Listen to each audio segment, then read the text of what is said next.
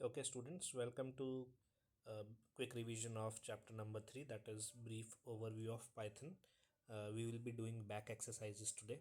So let's just skip to the back exercises. एकदम last में है कुछ questions, important questions from exam point of view. Let's see क्या question पूछ रहा है.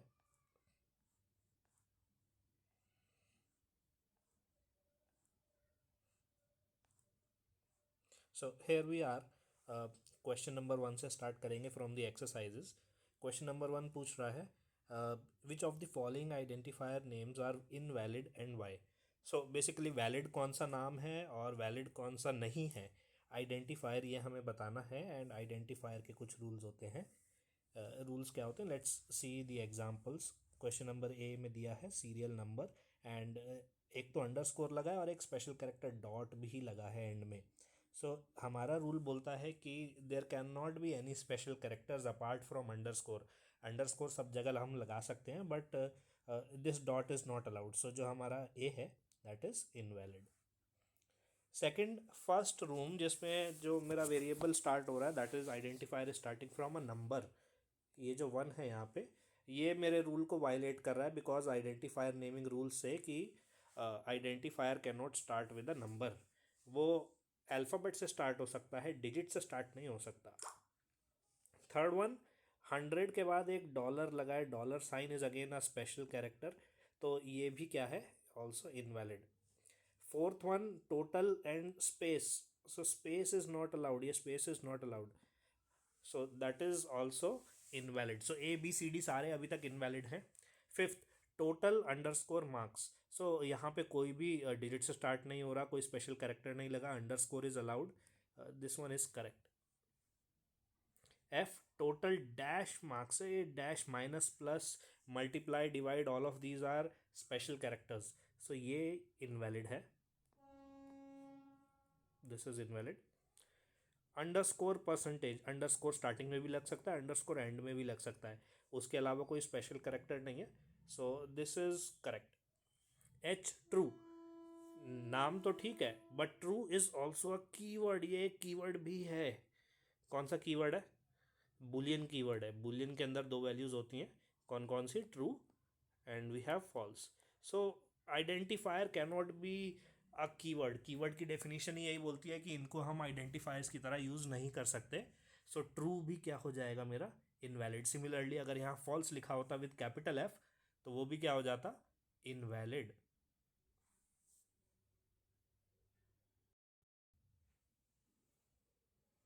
Second question is write the corresponding Python assignment statements. अब यहाँ पे हमें क्या करना है, we have to write the requested assignment statements. So Python की स्टेटमेंट्स लिखनी है और कुछ पार्ट्स दिए गए हैं A B C D E. Let's do it one by one. So question number 1 part A says assign the value 10 to variable length. तो variable किस नाम से बनाना है, वेरिएबल बनाना है लेंथ के नाम से. So I will say length is equal to value, अब देनी है उसकी 10. So that is the first part. And ऐसे ही सिमिलरली सेकंड बोल रहा है 20 वेरिएबल ब्रेथ में वैल्यू डालनी है. सो ब्रेथ नाम से एक वेरिएबल बना दिया और उसके अंदर वैल्यू डाल दी 20. So 10 and 20 are my these two requested values in part number A. उसके बाद बोल रहा है पार्ट नंबर बी में assign the average value of variable length and breadth to variable सम.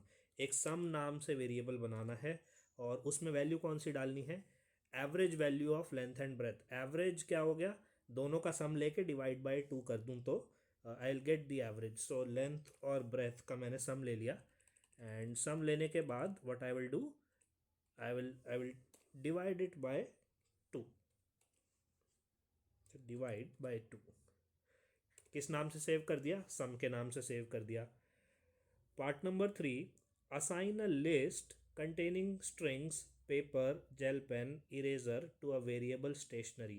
तो एक लिस्ट बनानी है और जिस लिस्ट का नाम होगा क्या, स्टेशनरी नाम होगा उसका. स्टेशनरी एक लिस्ट है, ठीक है, स्टेशनरी नाम से एक लिस्ट है. And let me correct the spelling, stationery. उसके अंदर लिस्ट के अंदर कुछ आइटम्स हैं जो कि स्ट्रिंग्स हैं. सो स्ट्रिंग हमेशा कोटेशन मार्क्स के अंदर आते हैं. कौन कौन सा स्ट्रिंग है, वी हैव पेपर, फिर कॉमा लगा के I will separate the string, gel pen, then we have eraser. This is the solution of third part. Eraser भी अगेन कोटेशन मार्क्स के अंदर आएगा since it is also a string.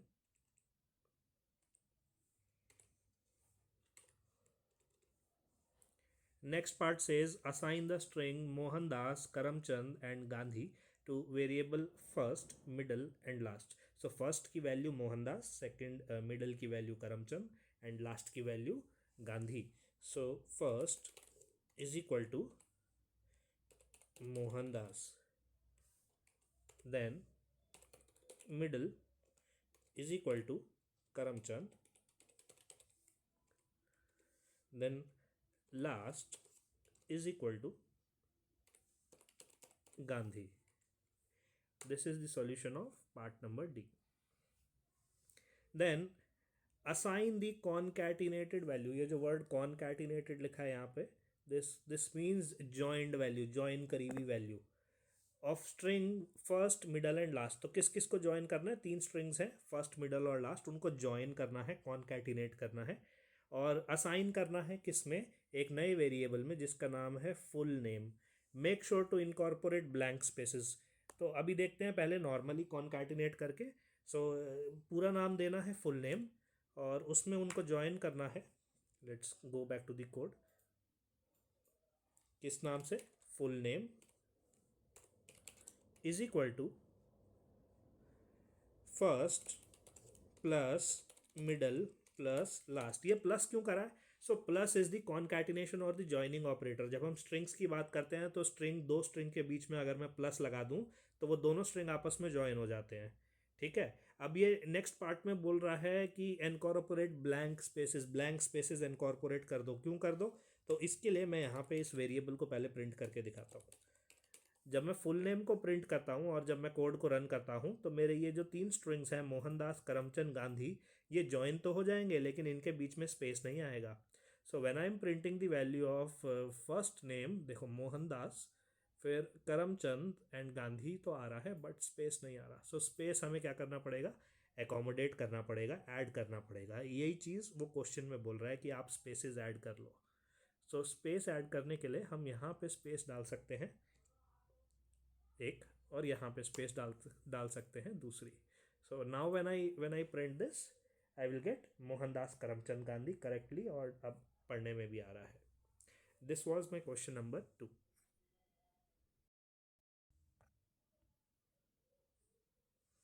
Question number 3 says which data type will be used to represent the following data values and why. कुछ options दिए हैं आगे. Basically बोल रहा है कि ये चीज़ें हमें कंप्यूटर के अंदर स्टोर करनी है using the Python language and कौन सा डेटा टाइप सबसे बेस्ट रहेगा उन चीज़ों को स्टोर करने के लिए वो हमें डिसाइड करना है और बताना है कि वो बेस्ट क्यों है. Okay. So let's see. First part says number of months in a year. So मेरे पास क्या है? मेरे पास ईयर के नंबर ऑफ मंथ्स हैं. नंबर ऑफ मंथ्स कितने होते हैं? एक साल में 12 महीने होते हैं और महीना होता है पहला, दूसरा, तीसरा, so on and so fourth 12वें महीने तक, that is December. So number की फॉर्म में स्टोर करना है. एंड अगर मैं कोड की बात करूं तो ऐसे नंबर्स मेरे पास क्या होते हैं? मेरे पास होते हैं इंटीजर्स. सो अगर मैं बोलूं months is equal to 1, I can say 1 2 3 4 5. तो ये मेरा बेस्ट सूटेबल डेटा टाइप कौन सा हुआ? इंटीजर हुआ, because months do not contain any decimal values. 1.0 नहीं होता, 1.5 नहीं होता. So most suitable data type for storing number of months in a year is integer without decimal points.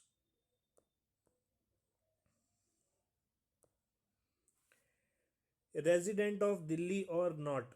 या तो कोई दिल्ली का रेजिडेंट है या दिल्ली का रेजिडेंट नहीं है. रेजिडेंट बीइंग रहता है. सो दो ही ऑप्शंस है, हाँ या ना. जब भी ऐसा चॉइस हमें मिले हाँ या ना की वैल्यू हमें स्टोर करनी है तो best suitable data type will be Boolean.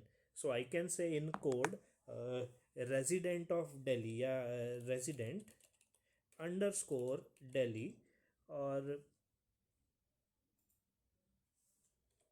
Resident of Delhi and I can assign the value true कि हाँ रहता है, और I can assign the value false कि नहीं रहता, and hence the data type will be Boolean. Most suitable data type will be Boolean, जिसमें हाँ या ना ही आ सकता है, तीसरा ऑप्शन नहीं आ सकता।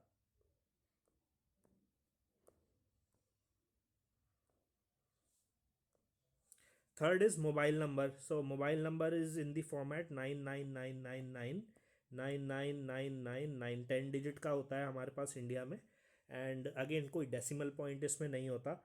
सो we can store this mobile number in the integer, floating point नहीं चाहिए, डेसिमल इसमें नहीं चाहिए। Part number D, pocket money. Pocket money पैसे में होती है, पैसे में we can have it in rupees, we can have it in पैसे। मेरे पास पॉकेट मनी हो सकती है 100 रुपये और 75 पैसे, है ना, मेरे पास ऐसा हो सकता है। तो the most suitable data type to store the pocket money would be floating point number, कि pocket money is equal to 27 rupees 50 पैसे, तो पैसे भी अकोमोडेट हो जाए, floating point would be most suitable. Volume of sphere, volume भी एक decimal वाली क्वांटिटी है। ऐसा हो सकता है कि जब हम वॉल्यूम कैलकुलेट करें स्पीयर की और उसका रेडियस उसको पास करें तो आंसर मेरा फ्लोटिंग पॉइंट नंबर में आए, तो best answer would be float. Perimeter of a square, perimeter length of square होती है, side let's say 5 metres 3 centimetres है, 30 सेंटीमीटर्स है, तो I can have decimal values for side as well as when I am calculating the perimeter. तो decimal value यहाँ पे अगर included है तो data type would be float. Name of the student, किसी स्टूडेंट का नाम है, let's say we have Tushar. So Tushar is a string, it's a collection of alphabets, and मेरे पास पाइथन में जो डेटा टाइप है for strings that is called string data type, तो स्ट्रिंग आ जाएगा यहाँ पे answer. Then we have address of the student, address भी क्या है, कलेक्शन ऑफ अल्फ़ाबेट्स है, सीमापुरी हो गया, शादरा हो गया, दिल्ली हो गया, इंडिया हो गया, collection of alphabets. So again the most suitable data type here would be string.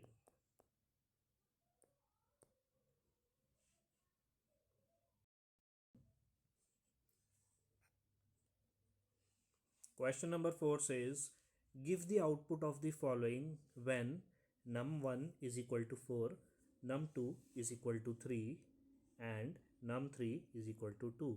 सो यहाँ पे तीन वैल्यूज़ मेरे को दे रखी हैं पहले से ही। क्या क्या दे रखी हैं?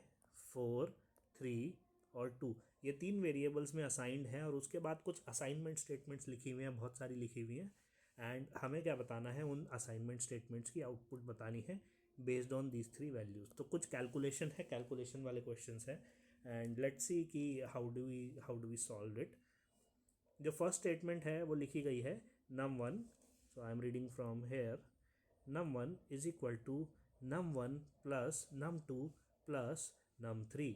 सो ये स्टेटमेंट किसके बराबर है? इक्वल टू के बाद बात करूँ तो it will be equal to num1 plus num2 plus num3।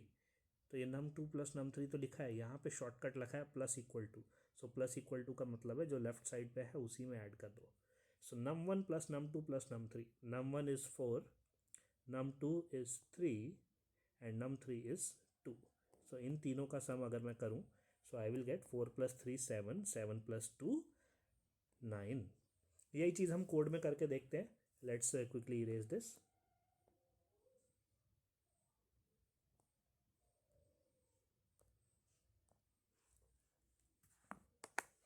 ये तीन वैल्यूज़ मैं बना लेता हूँ। num1 is equal to 4, num2 is equal to 3, num3 is equal to 2। और उसके बाद मैं एक स्टेटमेंट लिखता हूँ फटाफट। Let's separate the lines.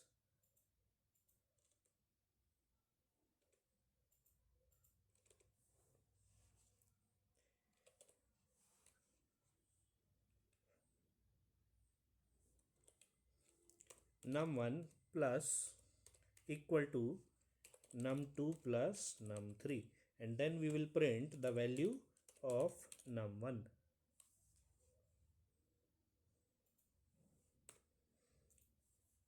Let's run this and मेरा आउटपुट क्या आ रहा है, 9 आ रहा है, just as we calculated. So our solution was correct. वापिस आ जाते हैं. The second part says print the value of num1. ये हमने कर लिया. C part num1 is equal to num1 exponent of num2 plus num3. ठीक है. सो इसके बाद हमें क्या करना है, let's remove the old code. भूल जाते हैं कि ऐसा कुछ था एंड नया कोड लिखते हैं. num1 is equal to num1 exponent num2 plus num3. So यहाँ पे इसको सॉल्व करने के लिए first we'll use the BODMAS या पेमदास हम यूज़ कर सकते हैं. ब्रैकेट लगा है तो we'll solve the bracket. num2 की value we have num2 here as 3 plus num3 we have as 2. सो ये वाला पार्ट मेरा 3 + 2 हो गया. और यहाँ पे एक्सपोनेंट लगा है, किसके साथ लगा है, num1 के साथ. सो num1 is 4. So my equation becomes 4 exponent 3 + 2. I'll solve the bracket. This will become 5 and 4 exponent 5. 4 raised to the power 5. So that is 4 की पावर 5. ये मेरा आंसर आना चाहिए. Let's see it in code. आ रहा है या नहीं आ रहा. So यही स्टेटमेंट मैंने लिखी. I'll print the value of num1 and output आ रहा है 1024. 1024 is same as 4 raised to the power 5. 4 4s are 16, 16 4s are 64, 64 4s are 256, 256 4s are 1024.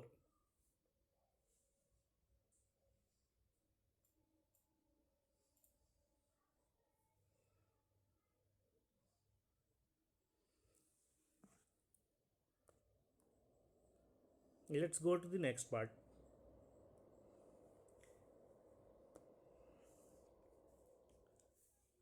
Next part says num1 exponent equal to num2 plus c. So c is not defined here. ऊपर अगर हम देखें तो कहीं भी c नहीं लिखा. अगर मैं ये इक्वेशन लिख के चलाना शुरू कर दूं, what I'll get the error that c is not defined. c की वैल्यू डिफाइंड ही नहीं है क्योंकि ऊपर कहीं c की वैल्यू हमारे पास दी ही नहीं गई है. So this will create an error and we cannot execute without defining the value of c.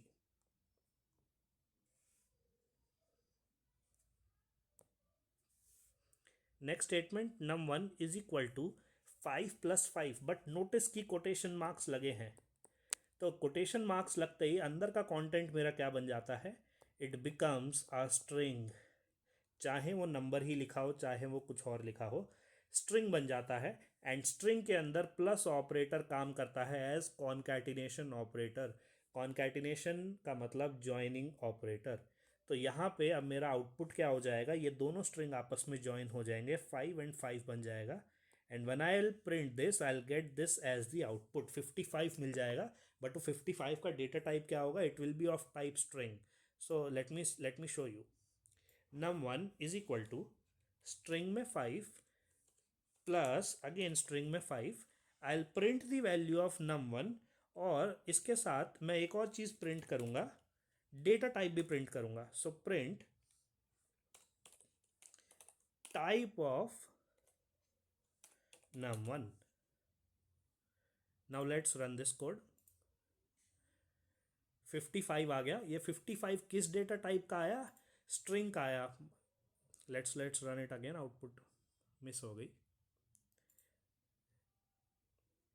सो 55 किस डेटा टाइप का आया, 55 of the class string. So my output is not an integer, not a number, it's a string because यहाँ पे quotation marks लगे हैं.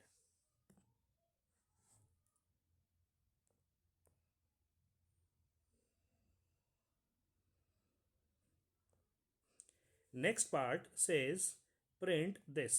So this is an expression 4.0 divided by in brackets 2 plus 2. Again this 2 plus 2 is in floating point, 2.0 plus 2.0. So normal expression क्या बन जाएगा, BODMAS या PEMDAS से solve करने वाला बन जाएगा 4 divided by brackets 2 plus 2. So first we will solve the parentheses. We will solve this. So it will become 4 divided by 4 and 4 divided by 4 becomes 1. But ये आंसर क्या है, फ्लोटिंग पॉइंट में है, सब जगह 0.0 लगा हुआ है. So do not forget about this. मेरा आंसर क्या आएगा, 1.0 आएगा, ना कि 1. So answer will be 1.0 only because all the data types here are float. कोई एक भी डेटा टाइप फ्लोट होता तो मेरा आंसर कैसा आता, फ्लोटिंग पॉइंट में आता. Let's see. Let's go back to our code. Let's say num1, या प्रिंट के अंदर ही हम कर देते हैं जैसे क्वेश्चन में दिया है. Print 4.0 divided by brackets 2.0 plus 2.0. So when I run this, output आ गई 1 नहीं 1.0. Why? Because all the data types are of float.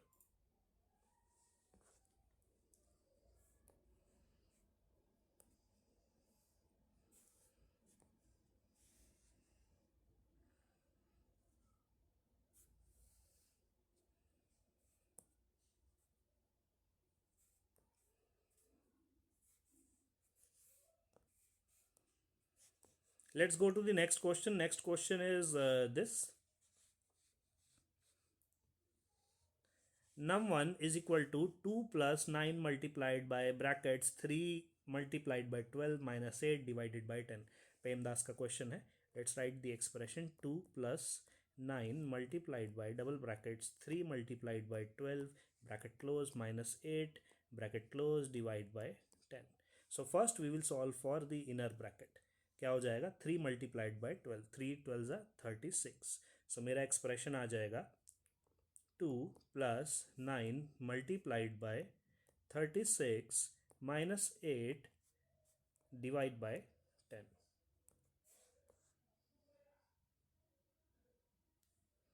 Next क्या सॉल्व करेंगे, next we'll solve this bracket since again we have parenthesis.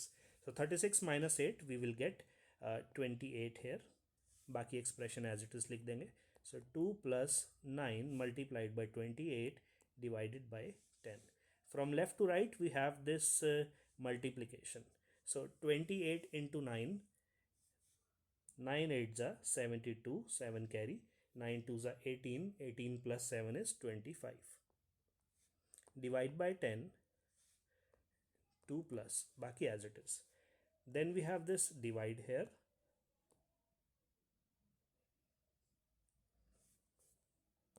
So dividing 252 by 10 will give me 25.2, and then we have 2 plus here.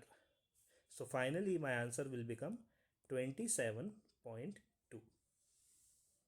So let's try to run this expression in code and see whether our calculation was correct. Print 2 plus 9 multiplied by double bracket 3 multiplied by 12 bracket close minus 8 bracket close divide by 10.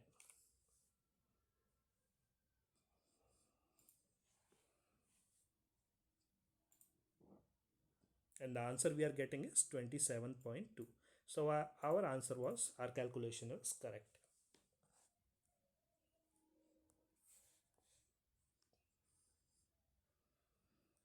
Moving on to the next part, we have num1 is equal to float of 10. तो एक number दिया है 10 and then हमने उसके ऊपर क्या लगा दिया, फ्लोट कन्वर्जन फंक्शन की, इसको कन्वर्ट करो फ्लोट में. तो जब फ्लोट में कन्वर्ट करेंगे इट विल बिकम 10.0, यानी डेसिमल पॉइंट फोर्सिबली ऐड हो जाएगा. Let's do it in code. So print float of 10. तो 10 को फोर्सिबली कन्वर्ट करा फ्लोटिंग पॉइंट नंबर में and 10 becomes 10.0.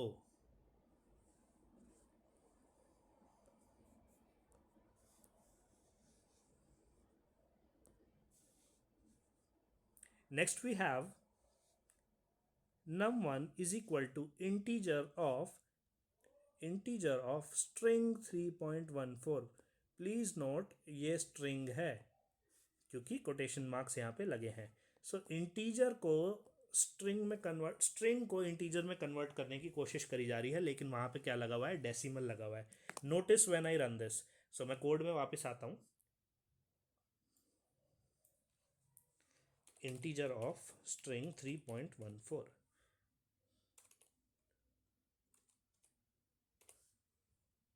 And when I run this, I get the error invalid literal for integer with base 10. तो integer में string से convert करना possible उस case में नहीं होता जब उसके अंदर डेसिमल पॉइंट लगा हो. Let's go back to the code. अगर मैं यहाँ से डेसिमल पॉइंट हटा दूँ, सो मेरे पास एक ऐसा नंबर है, लेट्स कॉल इट 3145678. वो अभी भी स्ट्रिंग है, लेकिन मैं उसको अब इंटीजर में कन्वर्ट करना चाहता हूँ. Now it will happen. अब ये कन्वर्ट हो गया, लेकिन पहले कन्वर्ट नहीं हो रहा था. क्यों? क्योंकि उस टाइम पे वो क्या था, it had a decimal point जिसको कन्वर्ट नहीं किया जा सकता.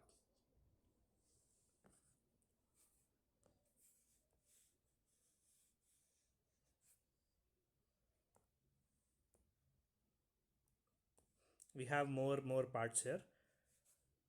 Let's see. Next question says print 10 not equal to 9 and 20 is greater than or equal to 20.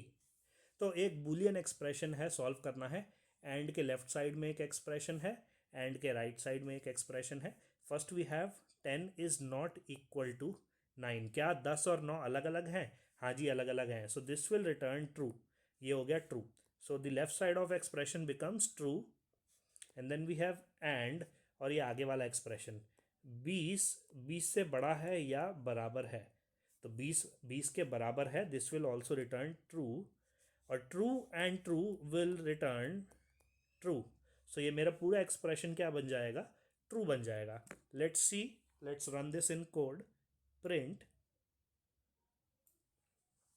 10 not equal to 9 and 20 is greater than equal to 20. Let's run this, and we are getting the answer as true.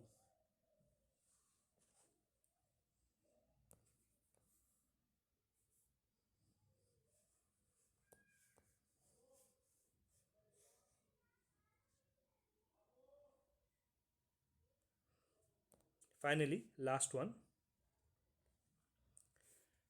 5 modulus 10 plus 10 less than 50 and 29 less than equal to 29. So 5 mod 10, 5 को 10 से divide करो और उसके बाद reminder बताओ. सो 10 को 5 से divide नहीं करना, 5 को 10 से करना है. It's not divisible. 10 into zero हो गया 0, और रिमाइंडर कितना बच गया? 5 बच गया. So this will evaluate to 5.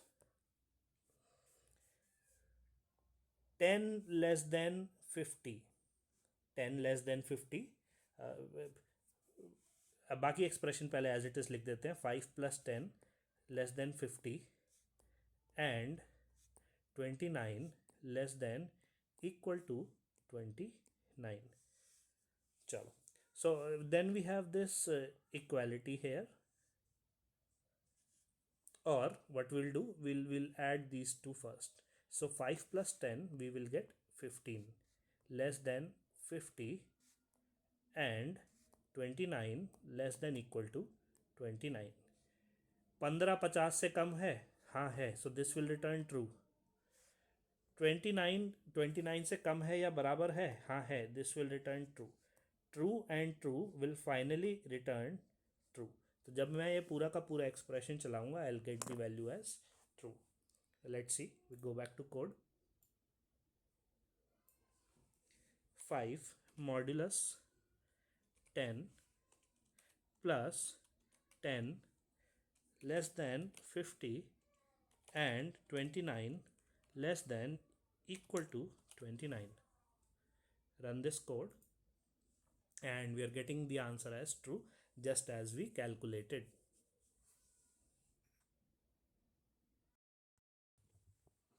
In question number 5, it is saying categorize the following as syntax error, logical error, or runtime error. Syntax error, something wrong in the definition, code लिखते time ही गलत rule के हिसाब से code लिख दिया, that is syntax error. Logical error, जो logical operation जो काम करना चाह रहे थे वो नहीं हो पा रहा, उसकी जगह कोई और अनप्रिडिक्टेबल आउटपुट आ रही है, लेकिन रूल्स रेगुलेशन सारे ठीक हैं, दैट इज़ लॉजिकल एरर. इसको हमारा इंटरप्रेटर नहीं पकड़ता, आउटपुट गलत दे देता है. रन टाइम एरर, जो चलते समय खराबी आए, जो डायरेक्टली हमें ना दिखे, something that happens when the program is running, then we call it as run time error. Let's see, हमारे पास दो क्वेश्चंस दो पार्ट दिए हैं. First one says 25 divide by 0. So 25 है and I am trying to divide it by number called 0. तो क्या ये सिंटेक्स एरर है? क्या ये लिखते टाइम ही मेरे को बता देगा कि इट इज़ रॉन्ग? सो मैं कोड में लिखता हूँ प्रिंट 27 डिवाइड बाय 0. ठीक है, I will close the bracket and I will try to run this code. And यहाँ पे मेरे पास कौन सा एरर आ रहा है? I am getting a zero division error, division by zero. So division by zero error आ रहा है. इट्स अ लॉजिकल एरर और अ सिंटैक्टिकल एरर. ये एक लॉजिकल एरर है, एक सिंटैक्स एरर नहीं है. Ideally we should not divide any number by 0 because the result is not defined.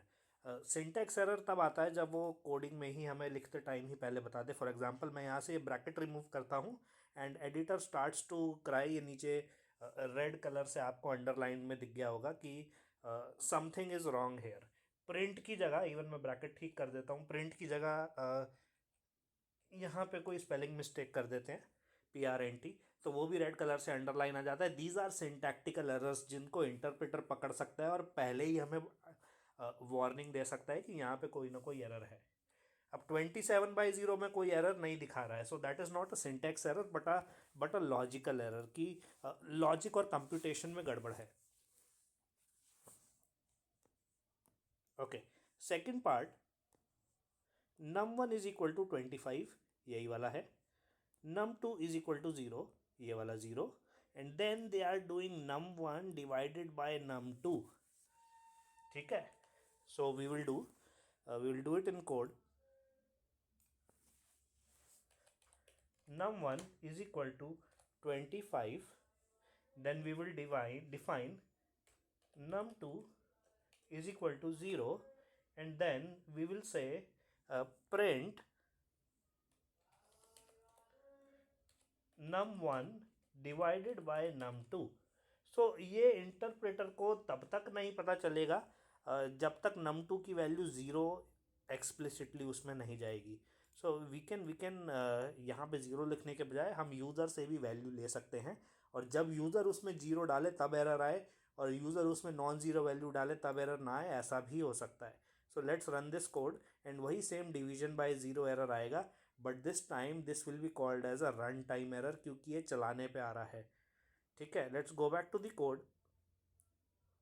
यहाँ यूज़र से पूछ लेते हैं वैल्यू. सो इंट इनपुट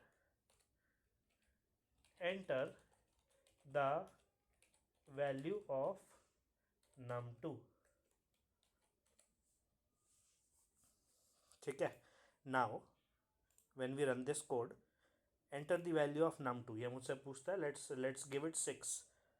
तो जब मैं इसको 6 वैल्यू दूंगा तो ये एक्चुअली में डिवाइड कर देगा, कोई एरर नहीं देगा. But when I go back, let me go back and यहाँ पे again if I run this and num2 की वैल्यू अगर मैं 0 सप्लाई करूँ इसको, तब ये एरर दे देगा. In this case I will call it as a run time error, क्योंकि यूज़र के इनपुट के बेसिस पे रन टाइम के दौरान कहीं ना कहीं एरर आ सकता है जो मेरे प्रोग्राम को क्रैश कर सकता है. That will be run time error. Now we have the question number 6. It says write a Python program to calculate the amount payable amount payable निकालना है। If money has been lent on simple interest पे पैसे दिए गए हैं। Principal P variable है, rate R variable है, rate percentage में है पर एनम के हिसाब से, and we have time is equal to T years, and formula and में दिया गया है सिंपल इंटरेस्ट कैलकुलेट करने के लिए। Simple interest is equal to principal into rate into time divided by 100, and finally जो अमाउंट पेएबल होगा वो जो ओरिजिनल प्रिंसिपल अमाउंट होता है प्लस कैलकुलेटेड सिंपल इंटरेस्ट के बराबर होता है। लास्ट में नोट दिया गया है the values principal rate and time are given as input to the program. Input दिया गया है प्रोग्राम को, तो यानी प्रोग्राम जब चले तो यूज़र से पूछे प्रिंसिपल रेट और टाइम, और उसके अकॉर्डिंग सिंपल इंटरेस्ट पहले कैलकुलेट करे और फिर अमाउंट पेएबल बताए कि आपके दिए गए पैरामीटर्स के बाद इतना अमाउंट आपको पे करना होगा। So let's do this question. 3 variables हमें यूज़र से इनपुट लेने हैं, कौन कौन से? Principal. So P is equal to, अब प्रिंसिपल पैसों में होता है एंड पैसे फ्लोट डेटा टाइप के लिए बेस्ट रहेंगे। So we can take input as float, input enter principal amount, then we have rate of interest R, percentage में है रेट ऑफ इंटरेस्ट 5%, 7.8%, 3.5%। सिमिलरली मैं भी इसको क्या लूँगा, फ्लोट में ले लूँगा। And then we have time period, that is in years. ठीक है, तो ईयर्स को हम इंटीजर में ले लेते हैं, 1 साल के लिए, 2 साल के लिए। We can take this, I am just assuming कि ये इंटीजर में दिया जाएगा। Integer input enter the time period. ये 3 चीज़ यूज़र से पूछने के बाद I can calculate the simple interest S I is equal to principal into rate into time divided by 100। Then मेरे को अमाउंट पेएबल निकालना है। Amount payable is equal to the principal amount जो पहले था प्रिंसिपल अमाउंट, देन उसमें add करना है किसको, सिंपल इंटरेस्ट जो मैंने ऊपर निकाला। फिर फाइनली मेरे को प्रिंट कर देना है प्रिंसिपल अमाउंट, वो पी था मेरे पास, एंड प्रिंट अमाउंट पेएबल, यानी बाद में कितना पे करना पड़ेगा ये मैंने कैलकुलेट करा है अमाउंट पेएबल वेरिएबल के अंदर, तो वो मैंने प्रिंट कर दिया। इतना ही क्वेश्चन था। Let's try to run this code. Enter principal amount. So let's say मेरे पास 100 रुपये हैं, 8% इंटरेस्ट पे 5 साल के लिए मैंने ये लोन लिया, तो प्रिंसिपल अमाउंट जो मेरा 100 रुपये था 5 साल के बाद कितना हो जाएगा, 140 रुपये हो जाएगा।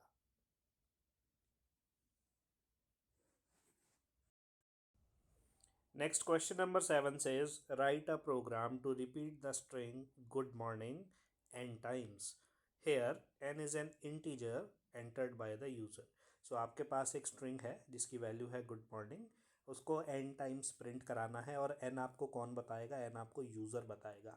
सो जब प्रोग्राम रन होगा तो यूज़र उसके अंदर एक इनपुट देगा, जितना नंबर वो उसके अंदर एंटर करे उतनी बार ही आपको क्या प्रिंट करना है, गुड मॉर्निंग प्रिंट करना है।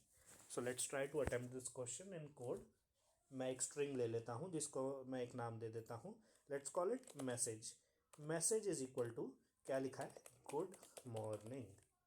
ये मेरा मैसेज हो गया। अब इसको n टाइम्स दिखाना है, n की वैल्यू यूज़र इनपुट में देगा, तो इंटीजर वैल्यू हम इनपुट में लेंगे, इनपुट, और यूज़र से पूछते हैं please enter the value of n।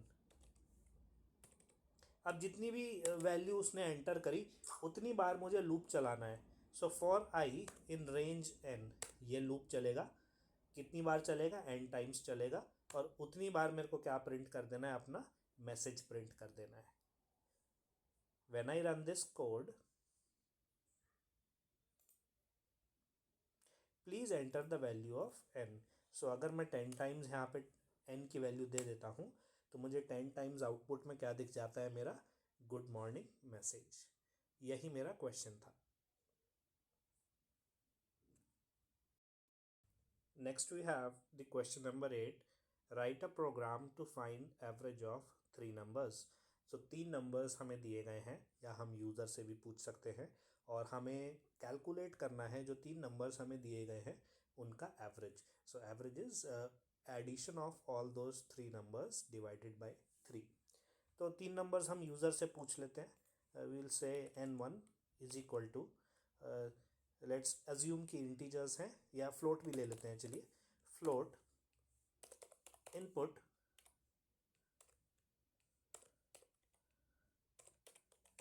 Enter first number n2 is equal to float. Similarly, input enter second number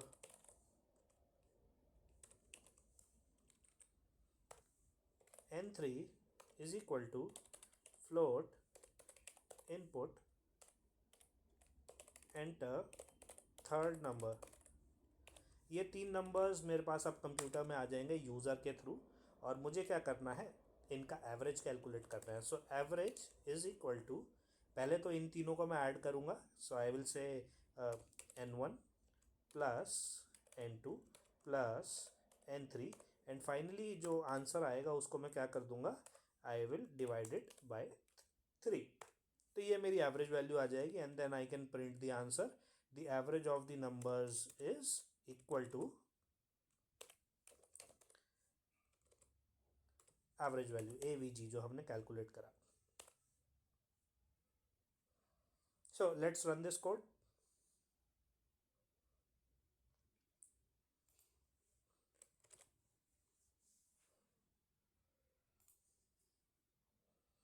enter first number, let's say 10, दूसरा नंबर 20, तीसरा number 30. So 10 plus 20 plus 30, we will get 30 plus 30, that is 60. 60 divided by 3, we should get the average as 20. So our calculation is correct, and this was my question number 8.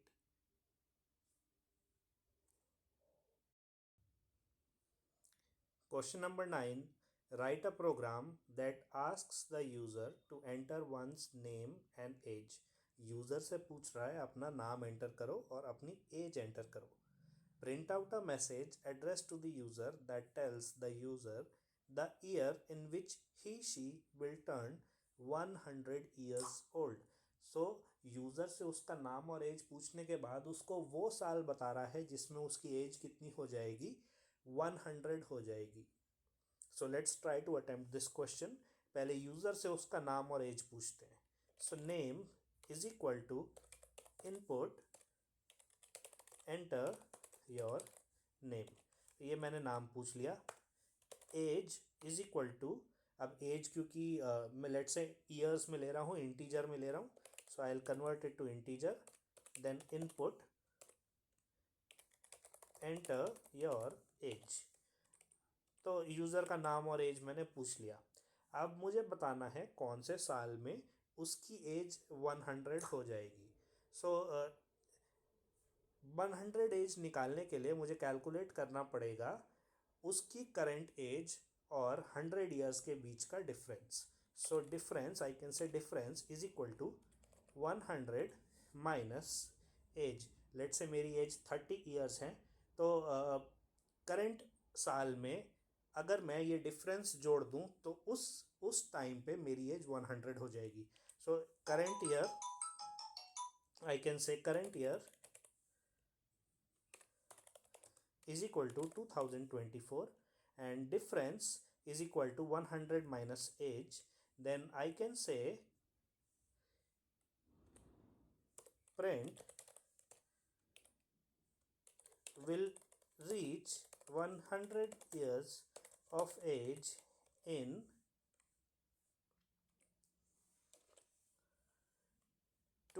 current year, जो अभी का साल है, plus the difference.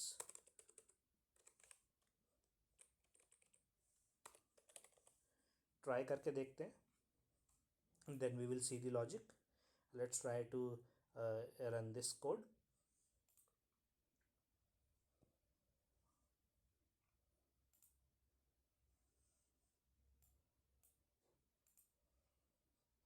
enter your name, let's say Amit. Enter your age, let's say 30 years of age, and you will reach the age of 100 years in 2094. So this person was born 30 years ago, and जो difference हमने variable calculate करा, difference was 100 minus 30, so difference की value आ गई 70, and current year is 2024, तो उसमें 70 years उसने और add कर दिए, एंड कितनी वैल्यू बन गई 2094 बन गई. सो जो अभी 30 साल का है 70 साल के बाद कितने का हो जाएगा, 100 साल का हो जाएगा.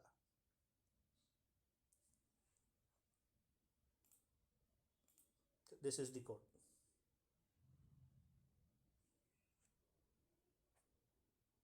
Question number 10 says, what is the difference between else and elif construct of if statement? तो बोल रहा है if जो statement होती है उसके साथ else भी यूज़ होता है, उसके साथ elif भी यूज़ होता है. तो else और elif के अंदर क्या डिफरेंस है, that is it is asking me. So एक बार रिवीजन करते हैं. लेट्स क्विकली रिवाइज की if और else होता क्या है. So we have this if, then we have this condition, and ये ट्रू वाली स्टेटमेंट्स यहाँ पे चलती हैं. Then we write else, and then ये फॉल्स वाली स्टेटमेंट्स एल्स के केस के साथ चलती हैं. This is the structure of if else. On the left side अगर मैं इफ़ एलिफ एल्स की बात करूँ तो we have if condition, then true statements, then else if, then we provide another condition C2, then C2 की conditions यानी C2 की statements, then we have elif, third condition C3 statements, then we can say else, and finally we have rest of the statements, you can say rest statements. So with elif यानी elif के case में हम क्या करते हैं, हम एक से ज़्यादा स्टेटमेंट्स को चेक कर सकते हैं. ये मेरी पहली स्टेटमेंट हो गई C, then I am checking about C2, then I am checking about C3. अगर C भी नहीं है, C2 भी नहीं है, C3 भी नहीं है, तो जाके मेरा else चलता है. So with elif I can check more than one statement. जब मेरा इफ एल्स का स्ट्रक्चर मैं यहाँ पे चेक करूँ तो यहाँ पे एक ही कंडीशन आती है C के अलावा I am not checking any more condition. So this is the core difference between else and elif. elif allows me to check more than one condition. एक से ज़्यादा कंडीशन जब चेक करनी होती है तो I have the construct of else, elif else. Code में check करते हैं how to do this. Let's quickly go to the code. I am erasing the screen.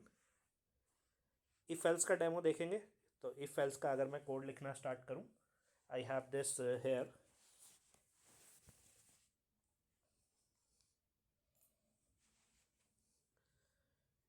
As is equal to 20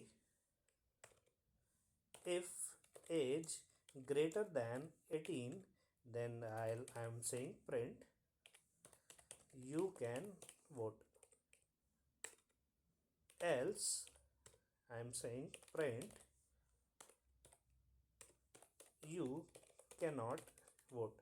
तो एक ही कंडीशन यहाँ पे चेक हुई, या तो एज 18 से ज़्यादा है या एज 18 से ज़्यादा नहीं है. इससे ज़्यादा कोई कंडीशन नहीं है. When I run this code, so you can vote. यहाँ पे यू कैन वोट क्यों आ रहा है, because my age value 20 is more than 18. अब मान लो मेरे को एक से ज़्यादा कंडीशन चेक करनी होती, ठीक है, एज 18 से ज़्यादा हो. अब let me add elif. Now I can check one more condition. 18 से ज़्यादा हो या फिर 18 के बराबर हो. 18 के बराबर होता है, I am writing you can get a new voter ID card. ठीक है, एंड देन थर्ड में मैं लिख रहा हूँ else you can not vote.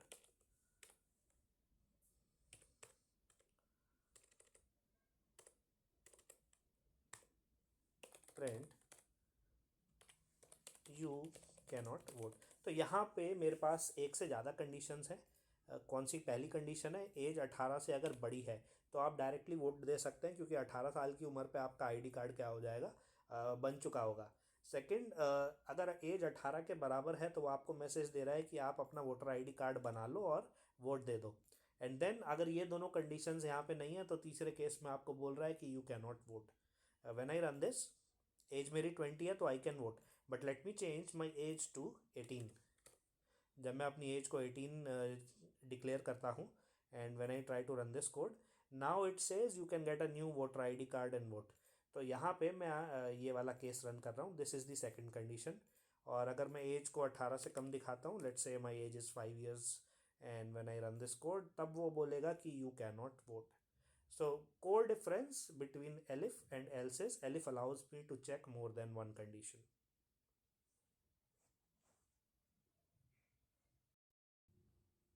Now we have question number 11, find the output. तो तीन पार्ट का क्वेश्चन है. In the first part I have been given this code for i in range 20 to 30 and of step size of 2. So इस range को decode करते हैं. Starting point is 20 से शुरू करना है और 30 से पहले आके रुकना है. और कितने स्टेप साइज में जाना है? 2 के स्टेप साइज में हमें जाना है. So first point, first part will be, first number is 20, then plus 2 22, then next is 24, the next will be 26, then 28, then 30. But ये 30 इज़ नॉट इंक्लूडेड, तो ये लास्ट वाला 30 इज़ नॉट इंक्लूडेड. हम कहाँ पे आके रुक जाएंगे? We will stop at 28 and then we have to print the value of I. So जब मैं आई को प्रिंट करूँगा तो यही नंबर्स जो का लूप के काउंटर हैं ये प्रिंट हो जाने चाहिए. So my output should be 20, 22, 24, 26 and 28. So let's try to run this code. इस कोड को चला के देखते हैं and see whether we get the same output.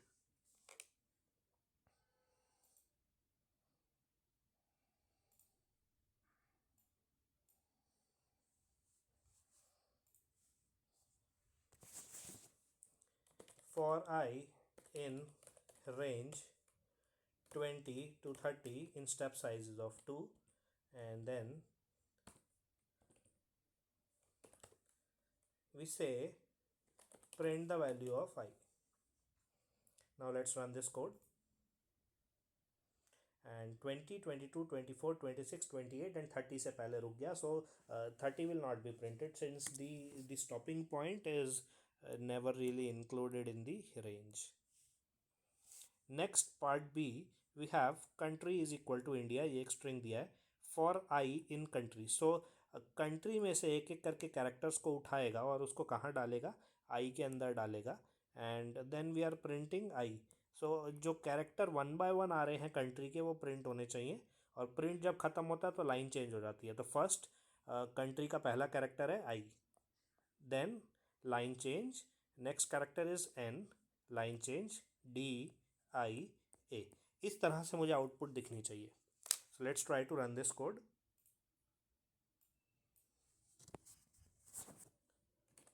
Country is equal to, in quotation marks, INDIA India, for I in country print the value of I.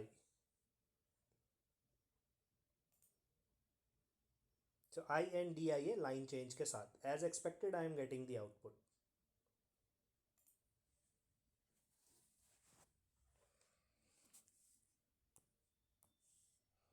Third part, my question is I is equal to 0, sum is equal to 0 while I is less than 9. जब तक I की value 9 से कम है, if the remainder of I divided by 4 is equal to 0, then sum is equal to sum plus I. Otherwise, do this, I is equal to I plus 2 and finally print the value of sum. So कुछ calculation करने के लिए बोल रहा है based on some conditions. Let's try to decode कि क्या करने को बोल रहा है. So at the start we have I as 0, sum as 0, and then if I mod 4, so 0 को 4 से डिवाइड करेंगे, that will return the remainder as 0, and sum is equal to sum plus I. So sum is equal to sum plus I, then I is equal to I plus 2. So यहाँ पे sum is equal to sum plus zero हो जाएगा, sum zero ही रहेगा. Then we will do I is equal to I plus two. तो i बन गया मेरा 2. Now if 2 mod 4 equal to 0, 2 को 4 से डिवाइड करेंगे, रिमाइंडर बचेगा 2. तो we will skip, we will do I is equal to I plus two, I will become 4. 4 divided by 4, reminder is 0. Now this is 2. तो sum is equal to sum plus I. So अभी तक सम 0 था, सम हो गया अब 0 plus 4. Then sum i is equal to I plus two, I will become 6. 6 को 4 से divide करेंगे, रिमाइंडर 0 नहीं आएगा, सम मेरा 4 का 4 ही रह जाएगा. Then i is equal to I plus two 8. 8 divide by 4 will return 0. तो सम हो जाएगा सम प्लस आई. आई कितना है 8. तो ये हो गया, सम हो गया 12. देन फाइनली आई की वैल्यू 10 हो जाएगी, और ये लूप में 9 तक ही चेक करना है. तो I will come out of the loop and then will print the value of sum. तो सम की वैल्यू मेरे पास है 12, एंड मेरे को आउटपुट में कितना मिल जाएगा, 12 मिल जाएगा. So let's run this code now. इस कोड को हम लिखते हैं and check whether our calculation was correct. So i is equal to 0 and sum is equal to 0.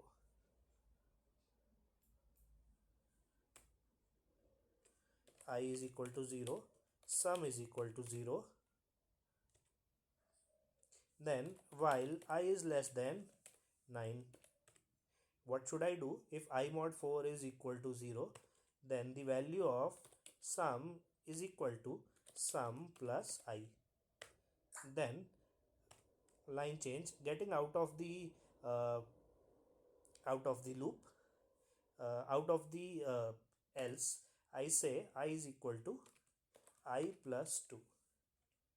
ठीक है, आई की वैल्यू मैंने चेंज कर दी, ये लूप से बाहर है, यानी इफ के बाहर है.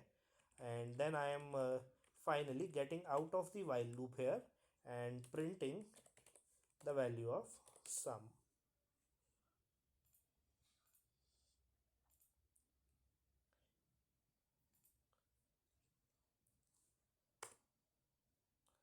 आई थिंक थोड़ा स्पेस का मिस्टेक है.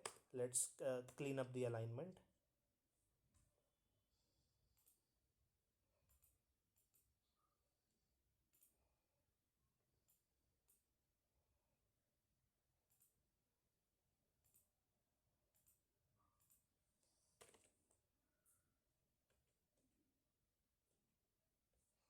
This should be fine now. Let's run this, and finally we are getting the value as 12. So our calculation was correct and we got the correct output. That was question number 11.